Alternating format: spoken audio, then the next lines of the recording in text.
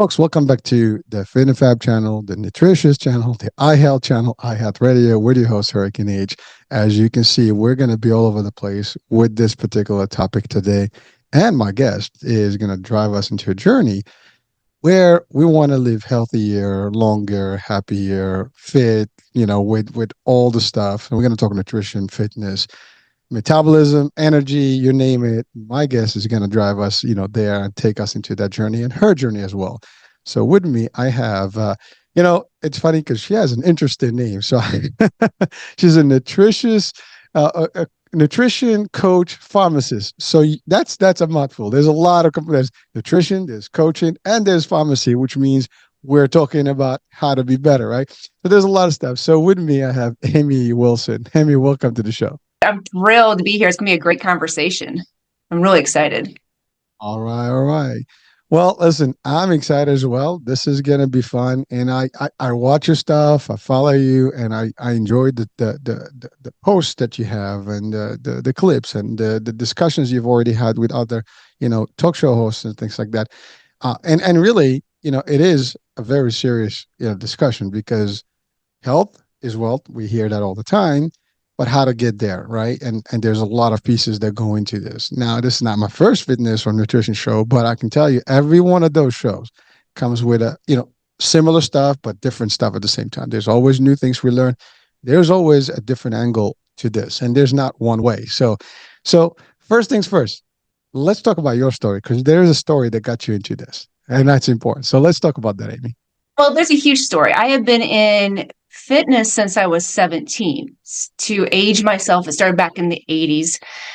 Leg warmers, big hair, leotards. Yeah, I taught that kind of stuff. So I taught fitness high-low, which was called back in the day. It was kind of like the Jane Fonda era. And back then we didn't know. Everything was a low-fat craze. That's what we did and didn't really care about what we ate or how much we ate.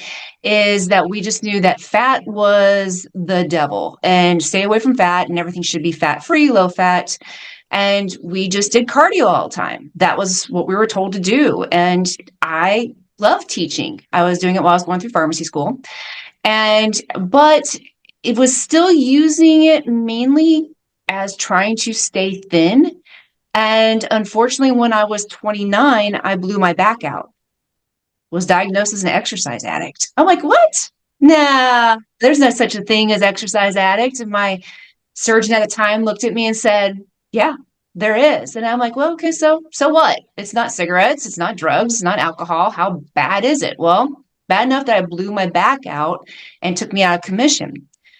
Didn't learn my lesson. You would think I would have, but I didn't because we didn't know much about nutrition that time. We didn't know much about weightlifting.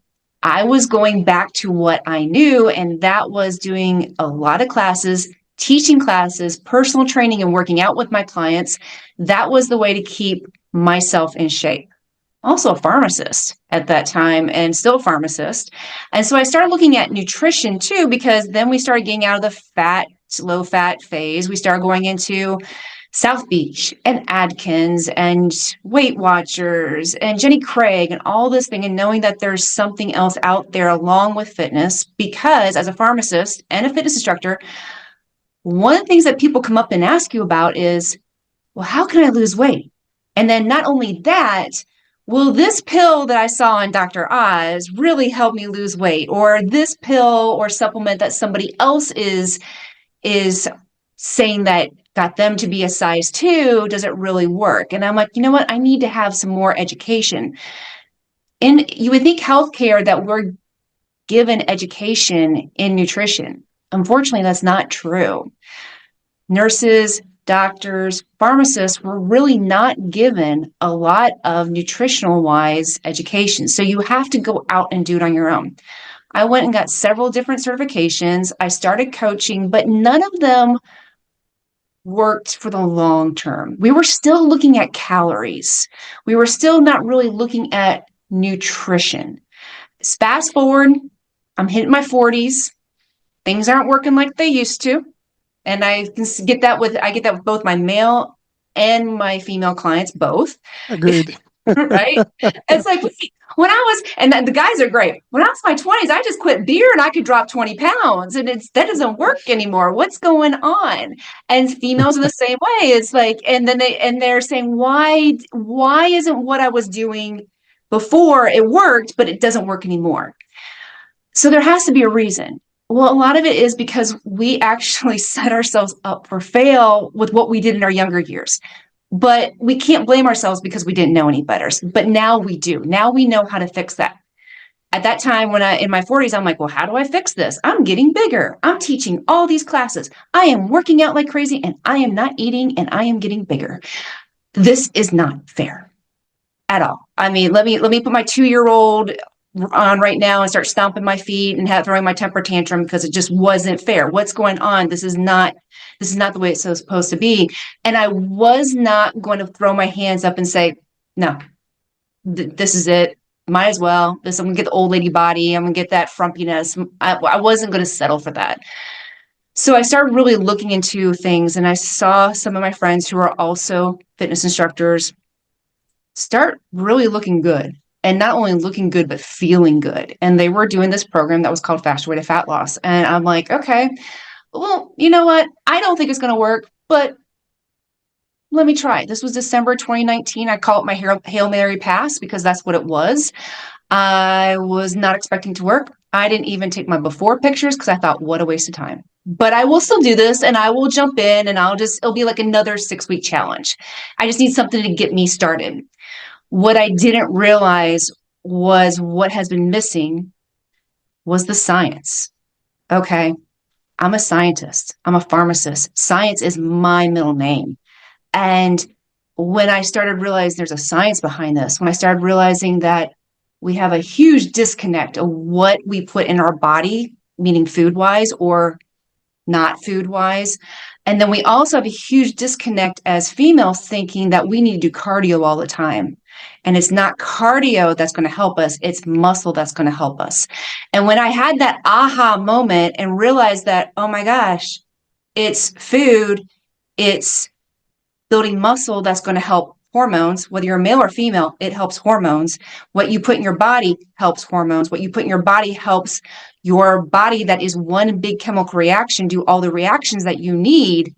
It was mind blowing. And then I started leaning out. I started getting muscle back. I started sleeping better. Aches and pains went away. Migraines went away.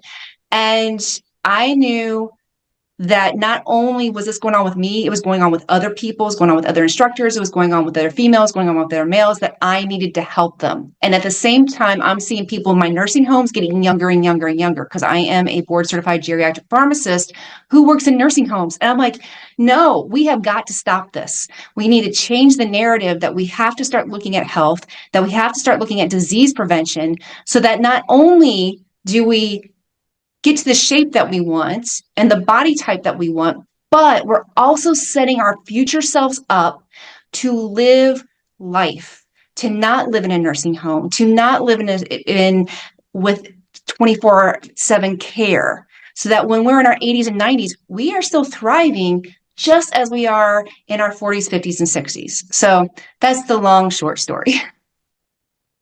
Well, it's a quite a story, and like I was thinking, like, where do I start here? I mean, there's so much there that I need to break down. But really, you've touched on quite a bit of things there. I mean, and I'm just gonna go from the beginning and then all the way to the nursing piece, right? Well, the first thing is, I mean, you took us back in time with all the original programs that were there, and listen, everything has its merit. That was, like you said, what we knew, and it was still innovative at the time. It was already like cutting edge because that's what it was. I mean, of course, society has changed in the way we behave anyways. I mean, if you look back at the 60s and the 50s and, early 70s, people look different. They're just because they were dancing, their food was different, they were out there doing their thing. And then things got worse, over slowly. Every decade we get worse and worse. And it just gotten worse now more than ever. Our behaviors are different. We sit a lot more, we do more stuff, we do everything remote, we don't move out in the streets, we don't do anything. And the modalities also of fitness have changed. And you're right, you talked about the concept of calories, which again, calories do. There is a piece of that, but then again, there's cardio that usually have been kind of like parallel to calories. You want to lose that, you're gonna build that cardio, and you're just gonna burn the fat. But today, more than ever, we hear about strength training and muscle building and stuff, which in essence, as far as I've learned from a lot of my guests and experts, is that as we age, every decade, we keep losing some of our muscle mass. And, there is no way you can make that a list. You actually keep pumping and doing the right thing to your body to build that. So there is that. So it is amazing that we've gone to a system and a lifespan where we've gone too many formalities of how this business of the body is going to work.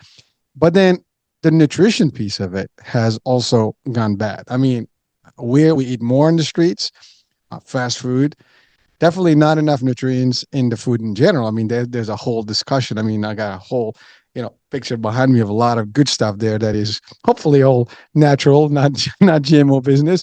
It's just a picture, folks. But really, the concept is that our food today, you're not even sure what you get in and what you get in, how you get in, where it is made, what kind of soil, what kind of pesticides and stuff that's on it. And so it's very difficult to cross. But nutrition is a key element. I mean, we need the fuel to our body to do all these things. And then you have to do the exercise that complements that. Now, there is one thing you said, like, in the 40s, male or females, they start changing. So we have menopause for women. I'm gonna, check in this as the first time. We have male opose. you know, low testosterone, and that yeah, starts happening because of being sedentary. Yeah, it's I, so we kind of the same time frame.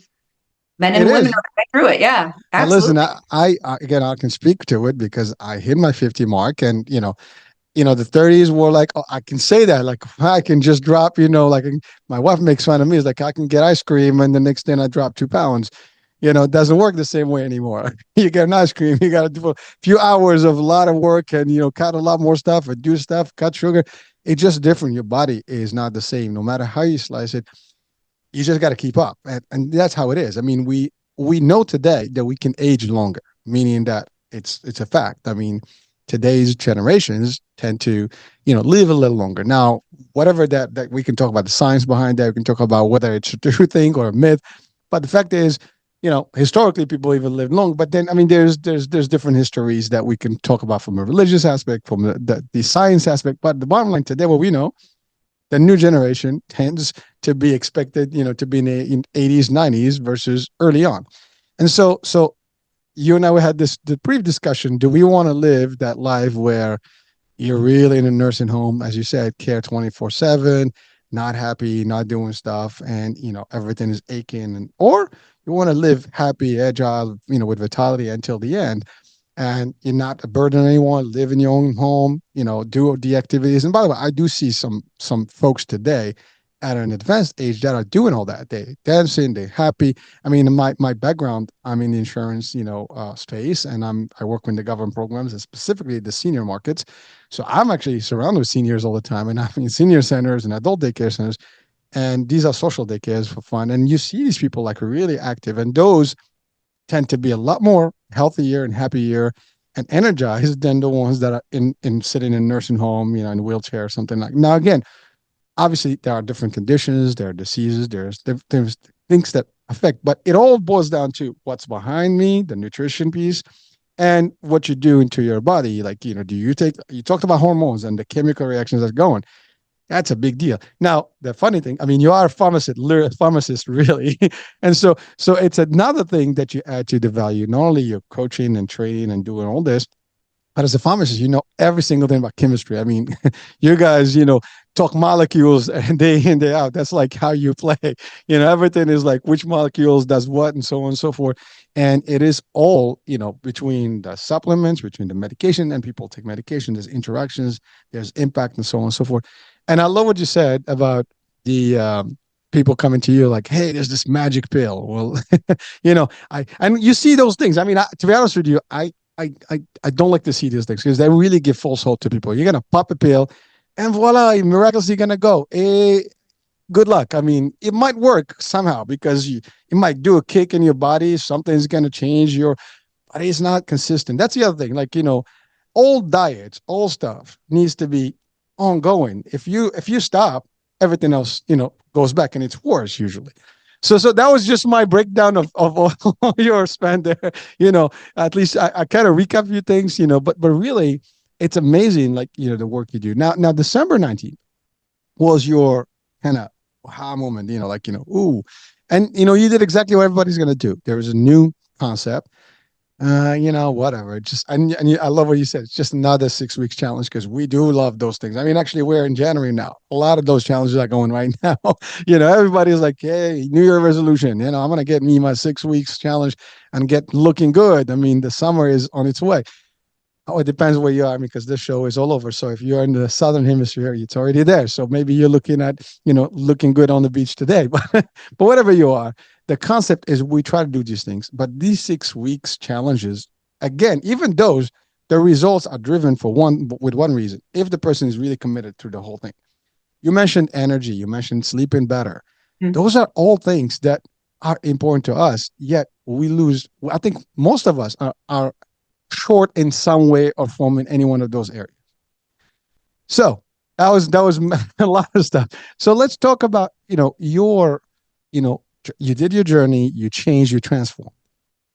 Now, what was that journey like? I mean, how hard was it for you? And certainly, why do you really believe in that and recommend it to people?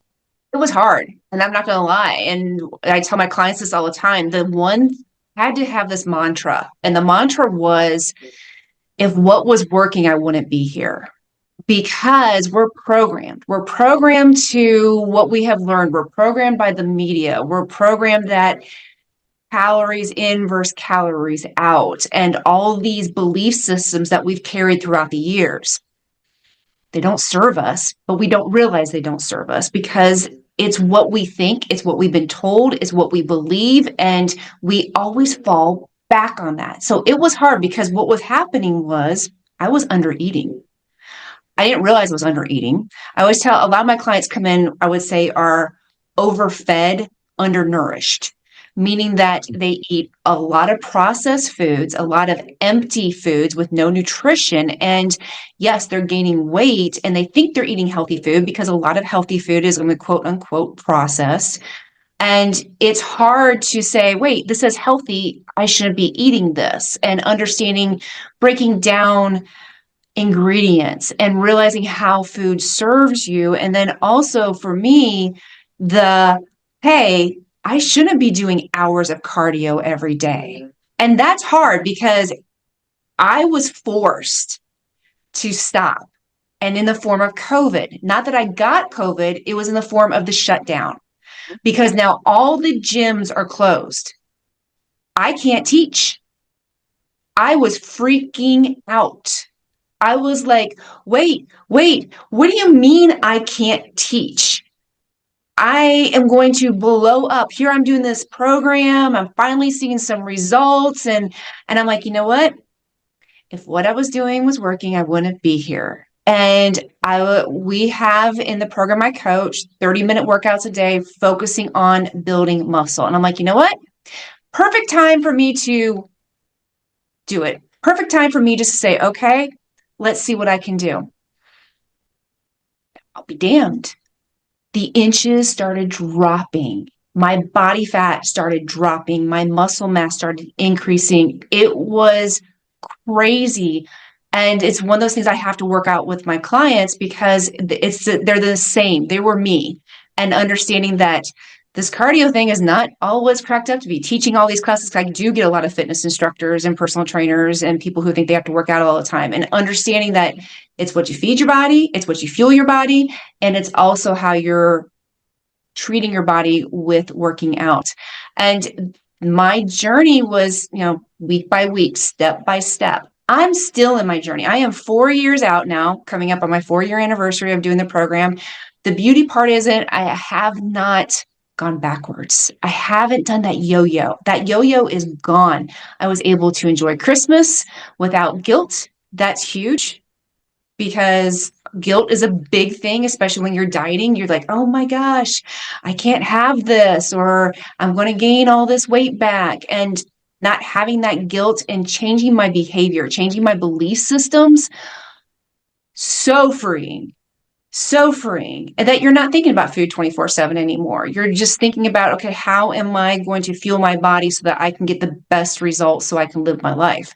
And it's still a journey. It's always going to be a journey. There's times when you see something in the media because there's always something flashy. There's always something that gets your attention and like, oh my gosh, they just lost 15 pounds or they just lost, a ton of inches.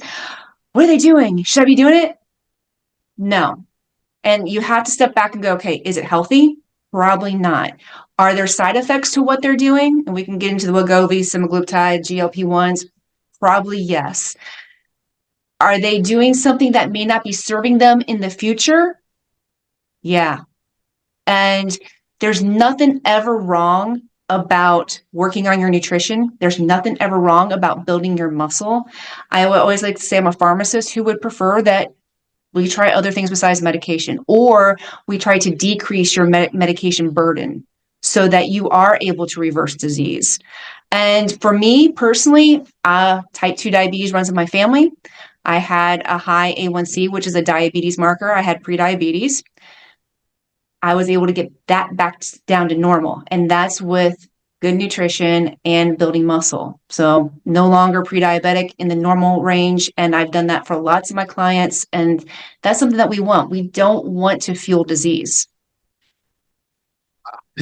Well, it's unbelievable. As you said, there's so many types of things happening out there, and there's always, a way to look at, a program versus the other. But again, to your point, there might be some not long-term, effects, for what some of these programs they could be, and we'll see that all the time. People get into a program, they finish the program, and they go worse, because it's not something that they can maintain forever. I mean, yeah, you can go in super diets and you can go in like, crazy regimen of workout day in, day out. But the minute you stop, you will revert. And again, you're not having a real happy life because, you are doing too much sacrifice and you're doing so much because you want to maintain. But again, it's not, this is a marathon. This is not a sprint. You're not going to be able to do it and just, all right, I'm good for the next 10 years. As soon as you stop, it's going to come right back. And it's usually worse, I think, when you stop anything that you're doing. So it has to be consistent, it has to be something that would work forever, that you can do all the time, ongoing. But I think you said something powerful. And the most powerful piece was we eat a lot of food. That's no doubt, especially in the US. I mean, we're big, heavy feed. I mean, you go to a restaurant, they give you all this food and you got all the bad stuff. It's salty, there's sweets in there. Nobody leaves with that. There's always room for dessert, right? So there's a lot of sugar in there. So you're pumping up calories, you're pumping up, all the stuff that's in there. But you're right, the actual level of nutrients that's in there is probably nothing that your body. I mean, I was reading like yesterday or a couple of days, we eat like over 60 minerals and a bunch of vitamins on a day-to-day basis. None of us actually, I think, are taking all of that, which means we're deficient no matter how you slice it. I mean, vitamin D is as basic as it gets, and we're deficient in that. I mean, 90% of people may not even have a good level, and they need some sort of supplement as they age. That's important. And that's just an example. I mean, there's so much stuff. Now, again, you're as a pharmacist, I love what you said, which probably like it's anti your concept because you're to your point. I mean, drugs are good. They help. Well, I'm not a big fan of drugs personally, but what I can say is they help at a certain point, and I mean, they do. And you need something to prevent, whatever antibiotics, this, that, the other. You have to sometimes get, to that, but not to get there means you have to have a healthier immune system, a gut, system. Everything, your metabolism has to be on, your hormones have to be functional, and all that can be transformed, or at least can be optimized through good nutrition. So that's really the problem. I think today's problem is not only we are attracted to the wrong food, but we don't have enough resources or at least understanding and knowledge where to get the right nutrition. So how do we balance through that? So I think that's the biggest one. I call it analysis paralysis because what happens is that you go to Dr. Google or your latest TikTok or your WebMD. Instagram, WebMD, and you see all this information and you just don't know where to start. Where you start is going back to the basics. It's going back to real food. If it comes from the mother, if it comes from the ground, it is fair game. what we need to stop looking at is ultra processed foods, which are called UPFs. And what those are things that have chemicals, they have additives, they have sugar, they have colors, they have dyes, and that doesn't serve us. And in fact, that actually harms us, causes what's called chronic inflammation. And when I talk about medications, yes, medications have a purpose. However, a lot of medications, especially for certain disease states, are a treatment and not a cure. Diabetes, type 2 adult onset, you get warning signs. You may not be listening to them, but your body's sending you warning signs. Hypertension, it's called the silent or a silent killer because normally you don't think about the signs that your body's sending you, but your body is really telling you things are going on. And some people think they're like, oh, I just went to the doctor and I just got this diagnosis. That diagnosis didn't come out of the blue. That diagnosis has been brewing for years, and things just finally caught up to you. And it's a tipping point where your body's finally saying, you know what? Peace out. I'm done with you. I can't handle this anymore. I need help. And so when we can look at, hey, there's a nutritional aspect, real food. And you talked about diets and 6-week challenges and it all coming back. Well, I say that you did this diet and it stopped working and then it brought along friends for the ride when you get on the scale. You're like, where did this come back? And, even more. And more came to the party. What happened was every time that we do one of those crash diets, you lose muscle. And you talked about the point that we lose muscle as we age. We do, but we don't have to. So every single time, think about your first diet, whether it was in your 20s and your teens. Okay, so you did it again because you're going to the beach, spring break. Now you did it again because you're going to a wedding. Did it again because now it's high school reunions.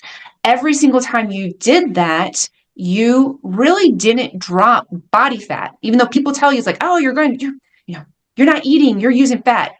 BS. No, you're not. You're using muscle. Your body needs amino acids. It's going to get it from somewhere, and it's called muscle. So every time we did that, we slowed our metabolism down. So now you come into your 40s and 50s and wonder why that thing didn't work anymore. Well, you don't have any more muscle to lose.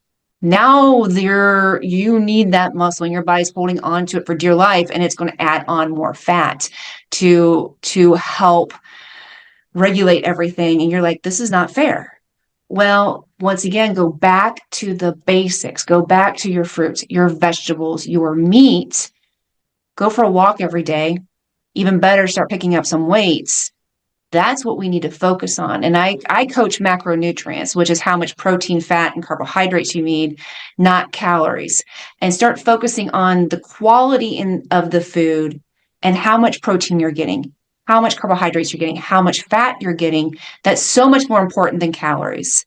And when you can kind of get back to the basics and I want to say peel all the layers of the onion back to the most basic part, then you're going to start seeing some better results and you're going to start feeling better and we're going to start getting rid of inflammation.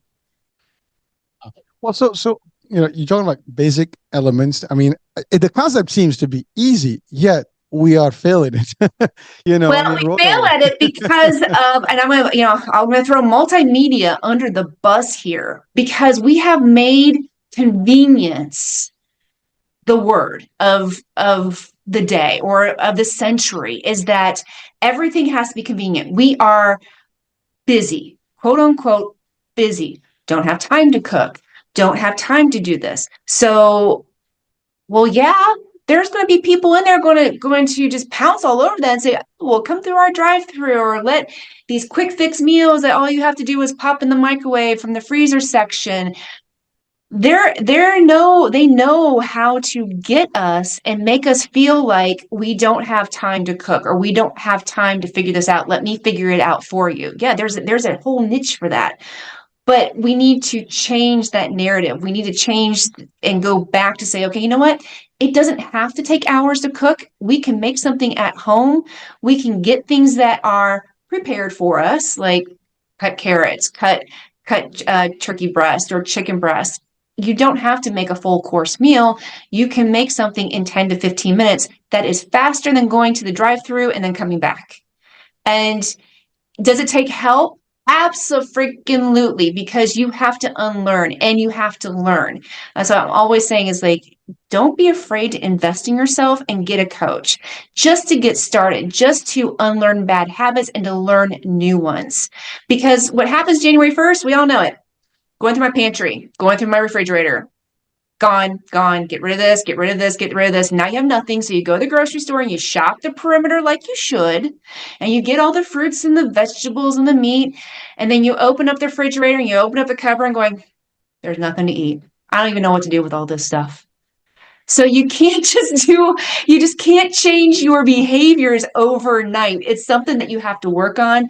It's something that you have to keep learning and be open to learn and open to change. And when you do it as baby steps, instead of just like, oh my gosh, I'm getting rid of everything and I'm getting rid of everything healthy.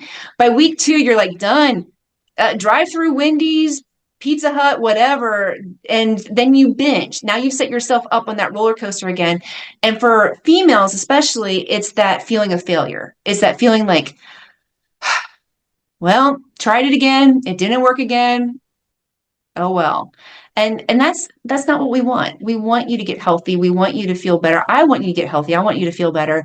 And it just takes time, and allow yourself to learn. Allow yourself to be the student. Allow yourself to just embrace new habits and new flavors and new tastes. And you'll be amazed that you won't be addicted to sugar anymore. And you'll be amazed at the energy you have. And you'll be amazed that you can actually cook. That's the biggest thing. A lot of my clients are like, what? I actually can cook. Yeah. It's not difficult once you start, but we make things so much more difficult than they should be. Well, it's amazing because you're right. You don't have to cook for hours, one, and you saute stuff, you just steam things. I mean, that doesn't, you can put them in and you do a couple of things, and while you're working, that stuff's still working. I mean, there's a lot of things, as you said. I mean, these things are healthier and quicker than you got to get in the car, go somewhere. But I have to say now they made it even easier. We have DoorDash, we have all the other services. It comes to your home. You don't have to leave. You know, just place it on the app and then wait 10 minutes and it's at the door. So you're right. We have become so lazy to do the basic elements that our ancestors or great grandfathers or even our fathers did. Not even that back, that far back. They did. They walked out. They went to the market and stuff. And I love what you said. Shop around the perimeter, which basically we're supposed to, because that's where all the healthy stuff. Now healthy here is also a question mark because again, depends on what supermarket you go to.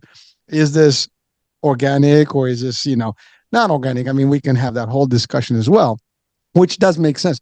But at least it's still better than canned food and processed food and boxed things. And like you said, the colors, the additives, all the stuff that is not really the sugars, the sodium, all that is bad. And then those things impact your body, and it's hard to work around them, but it can be done. And I love what you said. Like you're being kind of conditioned over the years to do a certain way for a certain reason, but it's not an ongoing thing where you just have to have your regular routine. And I love what you said, that it's not easy to undo all those years of bad behavior overnight. And having someone to guide you through those things, that's the difference. I mean, like, you can't be an expert in anything unless you get someone to train you in that thing, right? And if you have bad habits, I mean, even in business, right? Sometimes we have this joke in recruiting, and in which is like you have an opportunity to select two candidates. Sometimes you want someone with experience or no experience. And that's a debate we have, because if you bring someone with their experience, sometimes they come with baggage and preconceived notions, and they're already cup full. There's nothing you can do. I actually, I mean, we hired both, depends on what you need. But there were a lot of times where I chose someone who was completely new that I can mold and train and actually put more good stuff in. Not good stuff here is, I mean, someone's like, what makes your stuff good? But irrelevant here.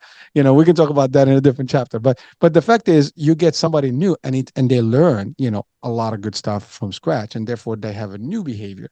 But again, to unpack, all that stuff that has been there for years, it's not going to happen overnight. And that's the thing. They have to be also willing. I think that's the other thing. Willpower is important. And also the other piece that you're talking about is like you're talking about macro stuff. What do you need to get on a day-to-day basis? How much of this? How much of that? we don't even have that. I mean, people eat, just eat. I mean, I think we have 4 meals a day as a culture now, as opposed to like, I love, I forgot the doctor, I follow her on social media, talks about nutrition all the time. And she's like, have like a breakfast of the kings and, like lunch of the queens or something like Yeah. that. I forgot the name now, but I love her stuff because she breaks it down like, oh wow, okay, well that's true. You have a light, breakfast or good breakfast, and then maybe one last meal, at 5 or 6 p.m. and no more. And then you do your exercise and you get the right nutrients, and your body is gonna start saying, "Hey, thank you." you know, no more, sleeping, not sleeping on time, no more having heartache and heartburns and all the stuff that happens to you. And it works. You have your energy in the morning, you do some exercise, and it's all good. So these are old concepts that are, again, we talk about this. I'm sure people are like, well, you're not saying anything new. No, We're not, and no. that's the sad Oh. part. you know, Unbelievable. Go ahead. And the thing is, it's not rocket science, but we want it to be. And we want so bad to do something that is we don't have to think about. We want that pill, we want that shot, we want that. I almost want to say that, just I hate saying easy button, because some people need to be on some of these medications, and we can always talk about that. But understanding that those medications have side effects. Everything has a side effect. What doesn't have a side effect that is bad is nutrition and fitness. And we forget that we do have time, because how many Netflix do you watch a night? How much time do you spend scrolling on TikTok or Instagram or Facebook, or just not really doing anything, and you're like, "Oh, I'm bored," or this. You really do have the time. And I want to say, I hate to say it, but it's priorities. It's, what is your priority? Is your priority to get healthy, or is your priority to stay the same? And a lot of times I'll get, but I'm in my 50s or I'm in my 60s, I'm in my 70s, it's too late. No, it's not. We have a very narrow window to get it together. And if you decide to get it together, do it, because everything that you do is going to snowball in a positive effect or a negative effect. I prefer positive. So we can slow down the aging process. We can feel better. We can help arthritis. We can help high blood pressure and diabetes and high cholesterol. You just have to start, and you just have to have your priorities. I'm not a big fan of willpower or motivation, because that comes and goes. It does. Willpower, a lot of times, is you're starving yourself, and that's not what we want to do. If you are actually feeding your body what it needs, you don't need willpower, because your blood sugar is going to be stable. It's going to be balanced. You're not going to binge. And motivation comes and goes. There's going to be days that you don't feel like eating healthy. There's going to be days that you don't feel like doing the workout. And those are the days that you rely on consistency. And sometimes some people say discipline. I say discipline is sometimes negative, but consistency, check the box off. And the days that you don't want to show up are the days that are the most important for you to show up, because that is what's going to change your identity into somebody who maybe is not as healthy as to a healthy person. And there's so many things that we can do no matter what age you are. Oh, yeah, thank you. And you're touching again on some heavy elements. I mean, one of them being, as you said, the objection is that everybody throws in. I don't have time. I don't have money. I mean, those are the top ones, right? Or it costs too much to eat healthy. And actually, I think it costs less, because if you go to a restaurant and buy food, I mean, burgers are expensive, now. I mean, get a couple of meals and you're already like, you could buy fruits and vegetables for that same price and have a few things that are healthier. And it's amazing. Like it's funny because there's my wife and we did this thing about a juicer, right? And where I got a fake juice. I call them fake juice. One of those bottled juice. And I was like, my wife screamed, "What the hell are you doing?" I was like, "What do you mean I'm doing? I'm having juice." Like, let me show you how to juice. And then obviously we put the actual, juicer and all the fruits and, well, it was actually just, I think it was a mixture. Yeah. So it was carrots and, and vegetables. So it was a mix, but it was like, this is what it looks like versus what it looks like. And that's healthy and that's not healthy. And so it's, these are like little things. And it's funny, we do this to kids, and plus, it's for our Parkinson's channel and nutrition. But the idea is, it doesn't take, much, to do that. And the cost probably is the same. I mean, to buy that juice and buy those fruits would about equal the same. The other thing you mentioned is the time, and that's the biggest excuse of all of us. So first of all, you can't sleep, your enough hours, 7, 8 hours, whatever, everybody, kind of talks about, and you can still have the rest of the day to do stuff. And it's funny because you said how much Netflix you can watch. I actually challenge people with that one. You can have, for example, you can have a stepper, you can have weights. Listen, I'm watching Netflix and I'm pumping, right? That doesn't do it. I can put some curls, I can put some abs, business, while I'm watching. I can do some shoulder, I can do a horse stance and work my legs. You're watching, so you have no excuse, folks. So whatever it is that you said I can't do, you can still do.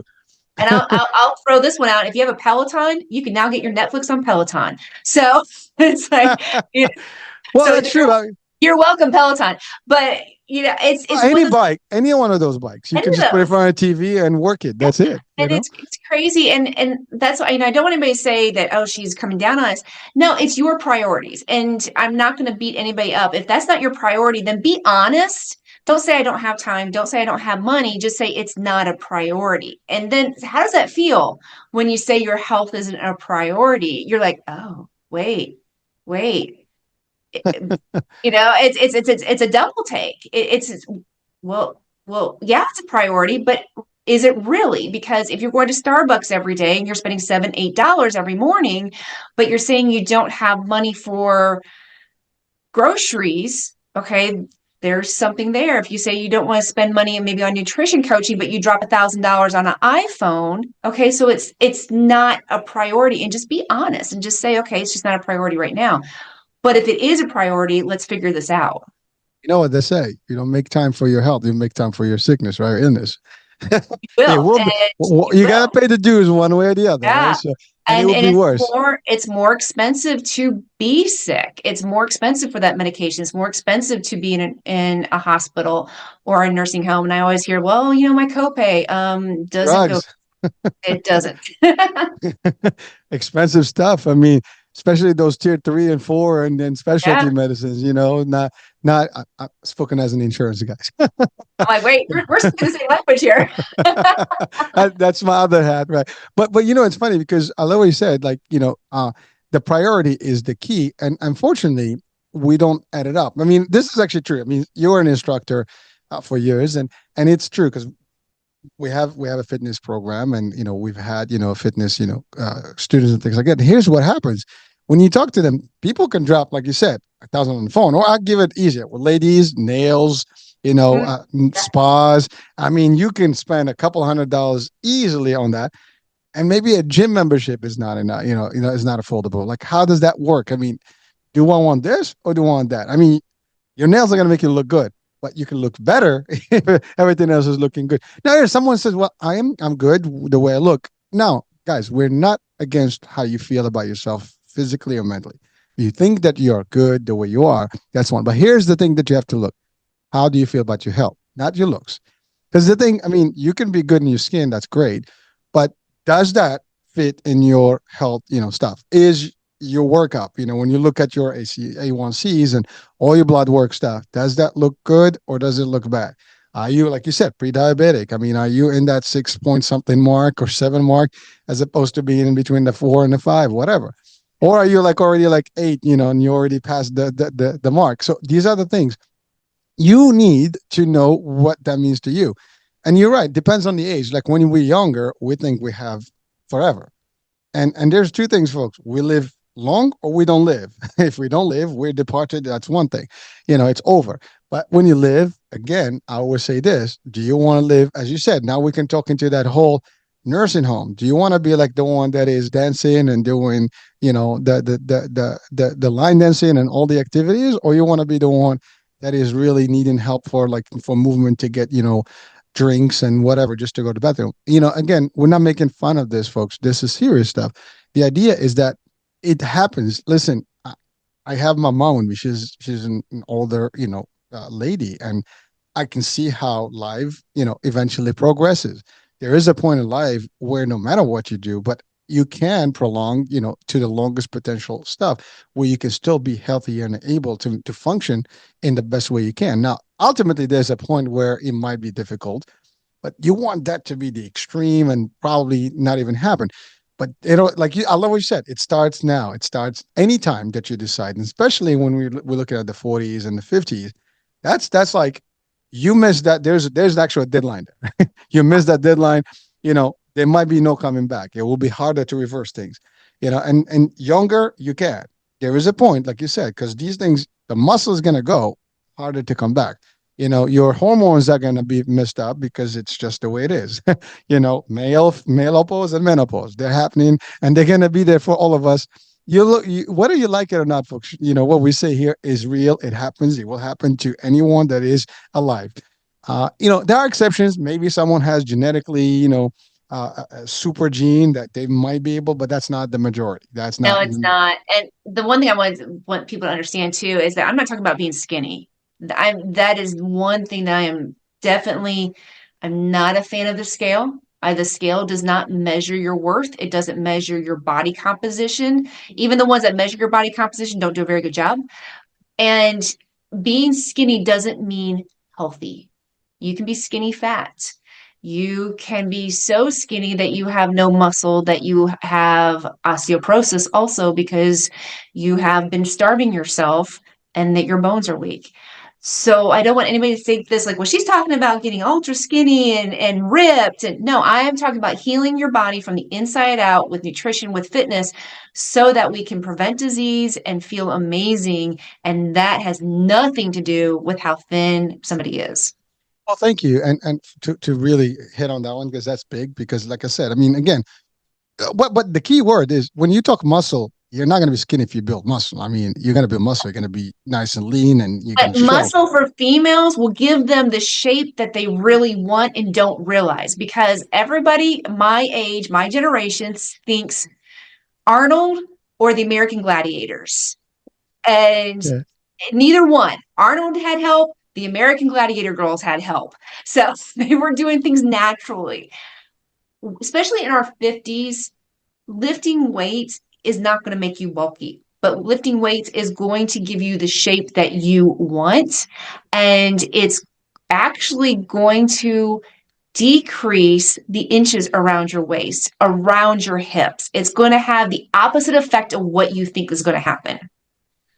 Love it, and it's amazing because that is a fact, and folks, it's weight is a good thing to have. Like you want to have a certain mass, right? And you're right. For historically, what's been promoted is skinny.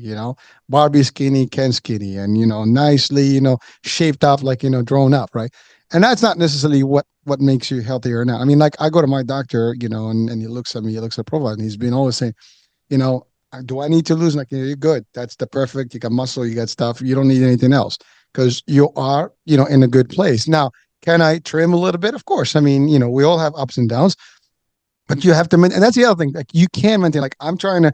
I have a rule. My wardrobe is the same size, and the minute that I don't start feeling right about the wardrobe, I know I crossed the line and I have to do more. I don't buy new clothes because I gain, maybe an inch, in the waist. I just make sure I get back into my waist size, and that's how you do it. Now, I mean, everybody's got a way to do this stuff, but again, it's a maintenance thing. This is ongoing. But Amy, I want to talk about the nutrition piece, right? I mean, we also have been conditioned that can't have eggs, you can't have this, you Mm, need to have a lot of greens, you need to have, and so again, there's a lot of debate. I mean, everybody's pushing their agenda. yeah. Period. I mean, everybody's got a point to. By the way, folks, I am a sales guy. Trust me. We sell everything. I mean, we can sell, water to the fish and, ice to Eskimos and all the stuff. You've probably heard all these lines before. The fact is, everything in the marketing has to do with promoting some ideology and a product or something. We all do it. And, even this show is a sales show. But what we're selling is how to be healthier and eat nutrition. But at the end of the day, someone can say, well, you guys, your formula sucks. Well, maybe. I mean, if that's what you believe, find whatever formula that's going to work for you, folks. But here's the thing. We hear these things now. I mean, it's like the debate between like, how many eggs do you eat? You can't eat, a yolk because, it's not. You can't eat a lot of meat because you need a healthier vegetarian diet. And you have all these schools of thoughts that push in one, narrative versus the other. And now we all kind of like, and then we tend to kind of, follow one versus the other. And what is the real thing? And that's the problem. And I love what you said early on. You said something about doctors, they are great at what they do, but you're right, they're not expert in every single thing. And unless they do the extra, now, a lot of doctors in time through expertise, they build more knowledge in different areas. They become a lot more. But when you go to med school, I mean, they're going to teach you the basic, medicine for, to treat, illnesses and stuff. But there is more. Like you said, nutrition is not really the first thing. You go to the hospital, they don't give you here. Here's a good nutrition. As a matter of fact, I don't like food. Nobody likes hospital food, right? It's not really. I mean, they give you a sponge, bread with tuna on it. I mean, tuna is maybe good, but the bread is not good for you, right? So I mean, we can criticize some of these things, but here's the thing: the nutrition we're talking about, like as you said, basic, what my grandparents ate, what your grandparents ate, vegetables, meats, straight up, nicely cooked, easy cooked, still juicy, nothing processed that can stay on the shelf for 20 years or, outside of the fridge and still be good. If it stays, good for a long time, it's probably not good. Let's just call it for it. Nature is designed to actually go bad, after everybody perishes, everything perishes, right? So if it's not perishing, soon enough, there's something that's preventing that natural process to happen. Therefore, that's not good. It's gonna go on you, and you want that actually a client of Amy on the other side when you get in drugs. Exactly. It's like, like I said, pharmacists rather you not be on medication. And when it comes to eggs and it comes to what diet, okay, so right now the Mediterranean diet is in favor again. Everybody's like, oh my gosh, you have to be on the Mediterranean diet. Well, maybe you don't like fish. Maybe, I know a lot of people who've tried to be vegan and it just does not work for them. Guys, we're all different. You're different than me. I'm different than you. When I coach somebody, if I tell them to eat salmon and they don't like salmon, it's not going to work. It's not. If you like eggs, great. If you don't like eggs, not going to work. So it's listening to your body, but it's also with doing some certain basics. Okay, you don't like fish. How about chicken? If you are a vegetarian or a vegan, you can also be a processed junk food vegetarian or vegan because there's so much crap out there. Hello, Impossible Burger, you are not healthy. And understanding that it's the same thing. You need to go back to the basics and eat real food and not all this processed stuff. So it does, that's what's so great about the Mediterranean diet is that everything is back to the basics. That's what it is. It's vegetables, it's fruit, it's fish. So we can do that with everything. Now, should you eat red meat every day? Probably not, but a couple times a week, okay. Should you increase your fish? Yeah, if you can. But at the same point, we have some fish out there that's pretty nasty in how it's being made. So it's Tilapia, also, right? It's just educating and like I said, sometimes it just helps to get help so that you are not wasting time on Google, on every YouTube channel out there with some guru that is telling you like drink this supplement, drink this, and that's all you have to do.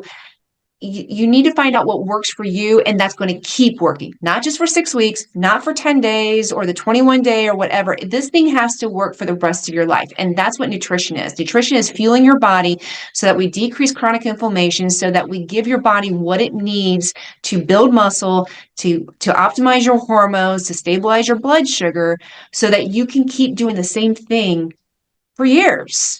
It shouldn't be a diet, start date, and stop date. It should be you start and we keep going and we just finesse and fine tune as we go along. love it. Well, so by the way, the discussion about the food part is always going to be an interesting one because if it's processed food, I mean these things go through multiple processes before they get to you. So just hear the word. Digested. I mean, to be gross, it's already digested for you. It Well, really it is. is. It goes through a heat Yeah. process. It goes this. It loses, all the stuff. If it's not fresh, it's losing already flavors, right? It's already losing its own. So even if it's fresh and it stays longer, it might lose its potency, right? So imagine if this stuff is going. So as it is, we know that now it tastes good because it's the sodium and it's the sugars. You throw these two things in anything and everything is tasty good, right? I don't care if you eat grass, you throw some sugar and a little bit of salt and grass was going to taste like salad, right? It will be good, you know. But really think about that. Like it's a joke because when my kid were young, I wanted him to actually eat, the vegetable stuff, and they would not eat it because they wanted their syrup. So I was like, throw in some syrup, just eat the damn things, and it worked, right? They were eating them, but at least they get in the nutrition. Now I'm not encouraging them to eat the syrups and stuff because I'm not a big fan, like honey or whatever. So there's also that's like sugar is another thing that we have now. Sugar is everywhere, folks. Mhm. There is nothing we like the breads we eat, where the flour we if you even buy flour, I mean it's not really some of it is good, some of it's not good. I mean, these things are I don't even know what they're made of. But everything we have is really and that literally this is a problem I have. Like where is a good nutritious food?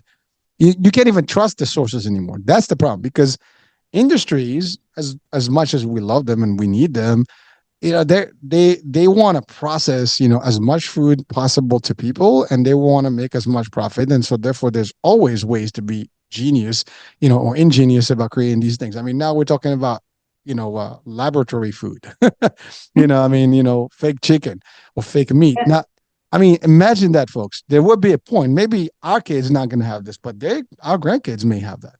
Now, what kind of health do you think they're going to have? And you said it, the healthcare system is going to be beat up with that stuff because that's definitely going to not, the body is not conceived to do that. We're not robots. Don't put in some tune up and oil and we're going to function. The body's going to get a lot of like shocks and we're like, whoa, hold on. The pancreas is not going to know what to do with some stuff. The insulin's going to be gone. Your diabetes is going to be peaking. And it is true today, based on some of the expertise I've crossed, we have more diabetes cases in a younger age than Mhm. ever. And we Mhm. have, it's just amazing how, We have more chronic illnesses, that's chronic, right. preventable chronic illnesses in our younger population than ever. Colon cancer is at the all-time high in people under 40. And we know that's ultra processed foods. We know that's sugar. We know that's lack of fiber. We know that's lack of real food that's causing and promoting these diseases. And like you said, yeah, we have food that's being made in the lab on purpose to see mouthfeel, to see color, to see how addicted can you get to these foods, because they know if you are, let's say Lay's, can't just eat just one, and you're going to keep buying them over and over again, and they're getting the money with it. I have to tell you this. This is a true story. I was at a meeting one time with, and I'm not mentioning the company, but we were, just a bunch of executives from different plans and other pharma companies, and I was having this discussion. I was like, huh? I was literally bluntly stated, I mean, told that, yeah, we throw in some additives in there because, want people to be cool, with these products. I mean, it's done on purpose. Not this is not a fake thing, folks. I mean, it's happening. It's there because that's what keeps you coming back. I mean, like everything else, right? It makes money. Imagine, I mean, look, even if you think about technology, right? Back in the days, the TVs were you can fix them. Can't fix TVs now. You just finish, throw it. Now, mattresses, you had double sided. Now you have one side because they don't want you to keep that thing for 10 years. They want you to switch it every year or 2 years, right? Furniture today is not what it used to be that could last, 100 plus years. And it's the same thing on food. They want you to come back and buy. I mean, think about your pharmacist, right? If a pharmacy, nobody's sick, you can't sell product. Nope. I mean, Nope. right? There's no demand. There is no nothing. I mean, the whole industry dies, and that's really what it is, folks. So we, as much as it sounds so tacky and so kind of crazy, it's the reality of life we in. We've gone so much into the business and profitability, and with very little, I guess respect and care for the outcomes. Plus, it's good for the healthcare system, which means we have hospitals running. We have, by the way, again, nothing against hospitals. I mean, the idea of a hospital doctor was to prevent or to Mhm. assist if there was, not to generate revenue and just keep running because we need the revenue and to rain. We need, like, listen, I worked again in the insurance space. We pay these bills. So we are the ones who kind of like the gatekeepers, right? And, we look at these things and, hospital beds have to be, filled. Otherwise, the hospital is suffering. And then we look at employment now. People are complaining, my job is at risk because, and that's the cycle. We're looking at it from a financial aspect, but we don't look at the impact that it's doing to our health and everybody around us and the environment. I mean, we can go there, in exchange. There's crazy stuff going on, but it's reality, folks. Being unhealthy, being sick is big business. But Mm-hmm. if we change that narrative, if we change that directive, business will find and business will also adjust. And why should we be spending billions of dollars on healthcare? And or why are we spending $30 billion on the diet industry to try to circumvent all these things that don't work? That we're hoping for this magic pill. We're putting all our hopes and wishes and dreams into this supplement, thinking that this is going to be the end all be all, instead of going back once again to the basics and really focusing on, hey, how can I change the narrative? How can I change my belief system? How can I do the things that I can start healing from the inside out and being the healthiest person possible, and being somebody who has energy into my later years, and being able to get up out of a chair without struggling. I think that's what most of us want, and we don't want to be there in our later years going, man, I really wish when I heard that podcast that I would have done something then. Take this as your sign. You always say, here's your sign. This is your sign that you can do anything. And people always ask, what's the secret sauce? I'm like, you are the secret sauce. You can do anything. You just have to want to. You just have to put that yourself as the priority. Again, for me, mouth to God's mouth, as ears, as they say, the expression goes. That's the thing, folks. It's amazing. This is probably one of thousands of shows that talk about this, and there's plenty of experts that state this, and it's all the obvious. It's nothing that is unique and special, but if it was that simple, no one would be suffering. No one would have actually the problems that we have in the healthcare and the impact on the healthcare. There's like I love what you said about the industries. If we switch things, the industries will switch back to us. You drive that, but somehow we feel like it's the other way around, and they're in control. No one is in control because we give the control away. The control is what you buy. You keep buying the wrong stuff. The wrong stuff keeps making more, and just find another way to reduce the cost of that, and the profit margin is higher, and you're just basically going to be the consumer. Yes, there's marketing, there's psychology. I literally, again, I always refer to Dr. Heim. Here's one of our, recurring shows month to month. And we just had a show last week, and we talked about how he said, like, the marketing psychiatrists are like, the top in the field of psychology, because they understand how we function, folks. Yeah. They can manipulate how we see things, and we fall right into that lap because they're good at what they do. And we just basically buy in the Kool-Aid, we drink that Kool-Aid quickly and just, even look, the expression drink the Kool-Aid. Kool-Aid is not good for you, by the way. It's just colorful and sugar, water. I don't even know if that's water or whatever it is, but it's not good. Yet our kids, they're hooked on Kool-Aid, right? They're hooked on these drinks or fruit punch, whatever. I'm not talking about the brand, but just the concept of these drinks. Sweet, sugar drinks, right? And we grow up that way. You put so much stuff in our body from early on. Now, maybe you and we were lucky because I think better part of our lives, we were in a better food concept than today. Then you have all this stuff. Of course, the pandemic didn't help. People were home. It was a lot of stuff. People didn't want to go out there, so they ate a lot of canned food. People were like hoarding these things, and a lot of cans, really went quick. And that's not good. I can guarantee you that whole 2 years, between the lockdown and the post year, is going to impact the healthcare going forward. Mm-hmm. There's we will start seeing more stuff. And when you actually get the analysis and this research, eventually is going to go back and say, ooh, this links back to that. And there will be nothing we can do about that because we fell into that. So this is happening, folks. Our discussion today is really just to get you the basics. First is definitely getting someone to guide you. And we have our coach with us here. And again, this is a specific, and a special coach because not only she coaches nutrition and the fitness part, but she understands the pharmacy concept, the molecules and how these things can, and how you can prevent certain, diseases and illnesses before they happen. Ultimately, if they happen, well, you got to deal. I love what you said. Medicine that you buy is usually to cover the symptoms, just to deal with the situation, but never going to cure things. To cure is to prevent it first. That's the first thing. Preventative is always preventative measures. And then ultimately, if you do the right thing, you won't even have to go there. And it is a combination of all the above. The nutrition piece, and we're talking here like real stuff. And we're talking about the exercise, and not any exercise. Yeah, a little bit of cardio is good. You want to pump, your heart and keep it, alive. But you definitely want to give that muscle, because and I love what you said, about that, because most of us, and even I can tell you this, even myself, before doing these shows, I wasn't really knowledgeable about the importance of the muscle. I've always worked out, so I've always had a good, muscle kind of, level. But I never understood what that actually meant really to the health, and what it does to your body over time. And you'll be surprised when I'm learning these things. I'm like, oh boy, And you're right. This is not about being Arnold. That's a different level. You're just gonna have enough to basically be consistent in life, to be alive, healthier, and so that's a big deal. Well, and for men, having muscle helps with your testosterone levels. So you hear about low T all the time. That's a coin term that pharmaceutical companies use.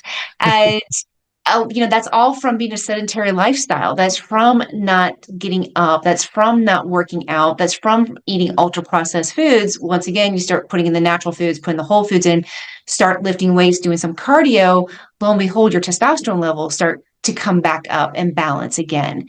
And everything that we do in our environment, our busy lifestyles have unfortunately caused a lot of these issues, but we can put the brakes on it and we can say, okay, enough's enough and I'm going to do something about it. Do something about it. Take that chance, take that first step. And tomorrow it's two more steps. I love James Clear. Every day, do 1% better. And if you haven't read Atomic Habits, it's a good place to start because 1% better every day adds up big time. Only the 1%. It's always the 1 degree. One. It takes one. Really, that's all it takes. One at a time, and you'll be there. But I mean, question for people who are watching this right now. I mean, the question is like, where do I get my nutrition? I think that's always going to be a big one. For example, you mentioned fiber, right? Mm-hmm. Do I buy fiber from a pharmacy? Do I get fiber naturally? So what does that look like? I mean, just an example. I mean, So that's a big question. it's a great question. Fiber, the minimum amount of fiber that we should get a day is 25 grams of fiber. The average American gets 8 grams of fiber a day. That's a huge, huge difference. And so I'll get, oh, well, what about metamasil? What about fiber gummies? Okay, yeah, but no. And the reason being, once again, it's ultra processed. A lot of those gummies have sugar or they have artificial sugar in them. Avocados have fiber. Oatmeal has fiber. Quinoa has fiber. Berries has fiber. Nuts has fiber. All real food, vegetables, and fruit, grains have fiber. Start there first. Let's go with that first. If you need supplementation, okay, let's figure that out. But I would be very, very surprised if you need supplementation. I know what I have every day for breakfast has about 12 grams of fiber in it. That's half just for what I have for breakfast every day. And that's because I eat a lot of berries, a lot of blueberries, a lot of raspberries, whole grain toast that has fiber in it. So when you're looking at processed foods, I said that before, it's already digested for you. It really is. That's why people gain weight on processed foods because it's absorbed so fast. When you eat real food, it takes time to break it down. You don't get everything. That's why you can eat all this amount of food. It's almost like this huge amount of volume and be like, wait, I'm eating all this food, but I'm not gaining weight. It's because when you eat processed food, it just absorbs. It's in. And most of it doesn't have fiber. Look at the back of a package of a crackers or chips, and you'll see maybe zero, maybe 0.5 grams of fiber per serving. That's not what you want. Look at a thing of blueberries, an avocado, you're going to see quite a bit of fiber. And when you start going for the natural sources, guess what? Your gut microbiome is going to thank you. And we didn't even touch about gut microbiome, but that's going to help with decreased colon cancer. That's going to help with insulin resistance, help with insulin sensitivity. It's going to help, we know it actually helps prevent Alzheimer's and dementia. Fiber is huge. It's not just to make sure that you're regular, which is most people think that's what fiber is all about. There's so much more that goes into fiber. So if you can get it without the supplementation and get it from your real foods, let's do that. Well, you also, thank you. And you also mentioned proteins, right? That's the other thing. I mean, most people may not even know how many proteins they need on a day-to-day basis. And that varies by person, by age, by a lot of things, male versus female. There's all these things. And I don't think people, again, same way that we have enough of proteins when we eat processed foods. We don't. We don't have enough protein. And as you age, especially females, we need more protein because we don't break it down as well. And what I tell people is that if you can go for 20 to 30 grams per meal, that's going to be on it's going to be a good start of what you need per day. And An easy way is bone broth. And you can sip on that. So if you don't, if you're like, oh, I can't eat their chicken breast. Well, it's not just chicken, it's fish, it's tuna, it's shrimp, it can be a steak, it could be hamburger, but you need protein because that's the building blocks for our muscles. That's our amino acids. And don't be scared of protein. I think we've made protein and fat and carbs a villain at some point in the years since the 80s. One of those has come out of favor. And protein, unless you have a kidney disease, you will not get kidney failure if you eat protein. And I think there's a lot of myths out there with protein. Well, that goes also like you mentioned cholesterol, like fats and stuff. Cholesterol is like being also another one. Like, oh, we can't eat a lot of meats and stuff because of the cholesterol. Can't eat eggs because of the cholesterol, and This is that's my also not. favorite. That's my favorite because someone will go to the doctor and I'll get a new client and they said, yeah, I can't eat this, this, or this because my doctor says I have high cholesterol. I said, how much are you drinking per day? Alcohol. Oh, I have a beer, I have a drink every night. Okay. Mhm. They ask you about that? No. How much sugar do you intake? Well, I have this candy dish at my desk, or my secretary has this, or, my kids have this. We make cookies and brownies, and I have all this sugar. Did they ask you about that? No. So they only asked you about the eggs. Yeah. No, and we know that triglycerides and CRP, which is the C-reactive protein that increases inflammation markers, alcohol, sugar, in some people, some of the dairy that you ingest. So it's not eggs and meat that we have been told for years. It's sugar and alcohol that is doing most of our high cholesterol issues. It's amazing, and by the way, there's a lot of good studies now that can prove that yeah, your yolks is good for you, whatever. Again, I'm not a medical expert, but I'll defer you to get to the people that know these things. But I can tell you, there's good studies that are valid that actually can literally demystify these things. Where oh my God, you can have this, you can have that. I mean, I remember back in the days, if you wanted to work out, you get a nice little bunch of yolks in the morning, and you kind of gobble that stuff, and you make it. I mean, it's funny.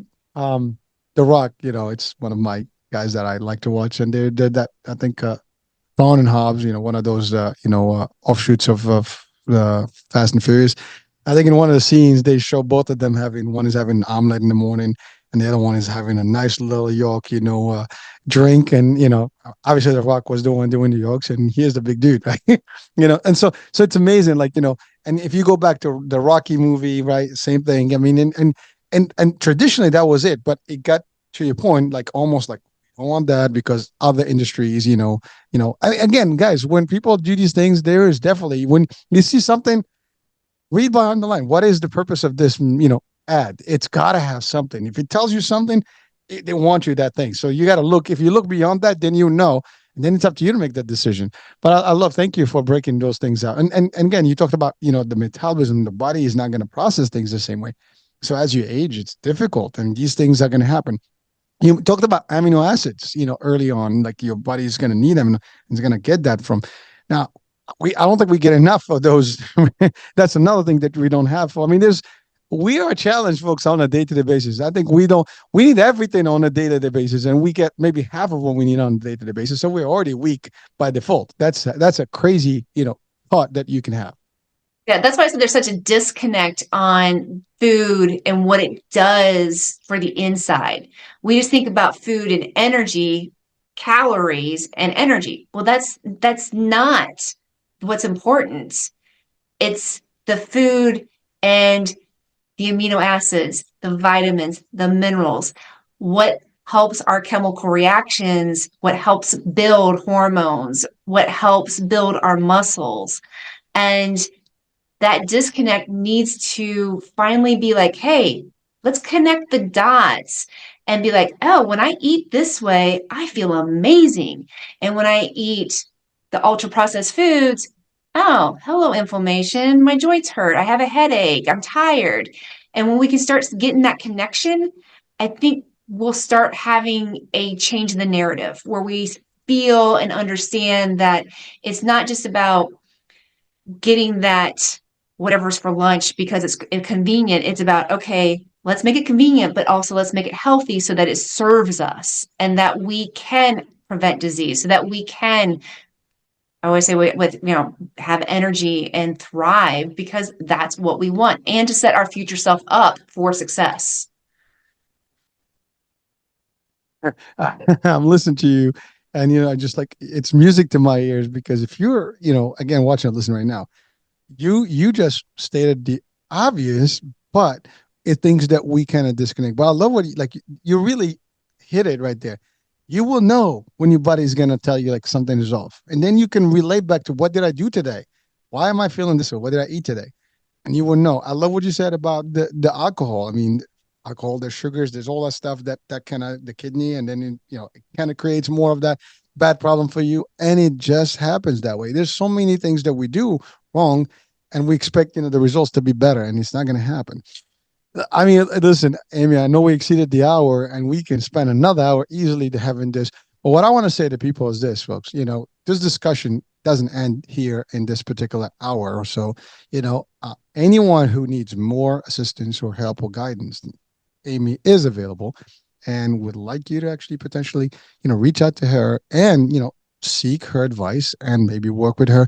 So question to you: what does your program look like? How long does it take? And I mean, is it a one-time deal? Is it like an ongoing thing where it's just like, you get into a program for a couple of weeks? What's that looking like? So the initial part is 6 weeks because I always say it's building the foundation. It's learning your habits. It's learning what works for you, and it's group and individual. So I do one-on-one coaching, and it's also in a group because I honestly believe that human connection, because you can get things out of a group, but sometimes you're your own worst enemy, and you're your worst, you are your worst critic, and you are your roadblock, and you just need someone to sometimes call you out and say, okay, this is what you need to do.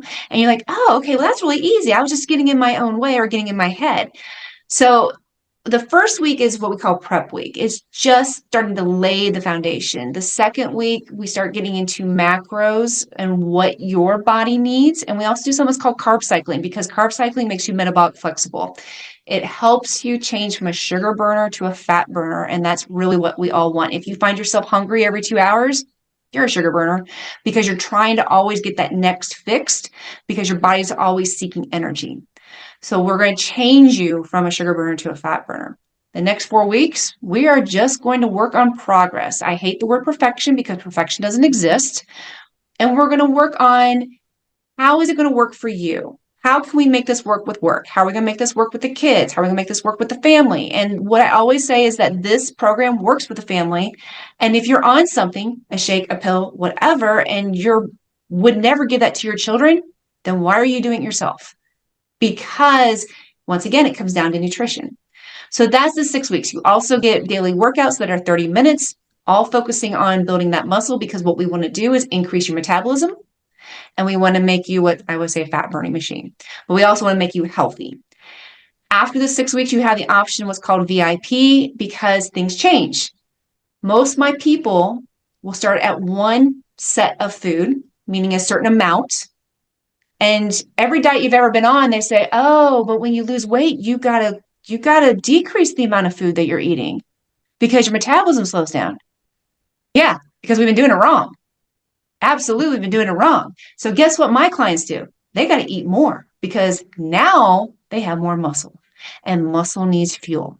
And so they still have me after the 6 weeks.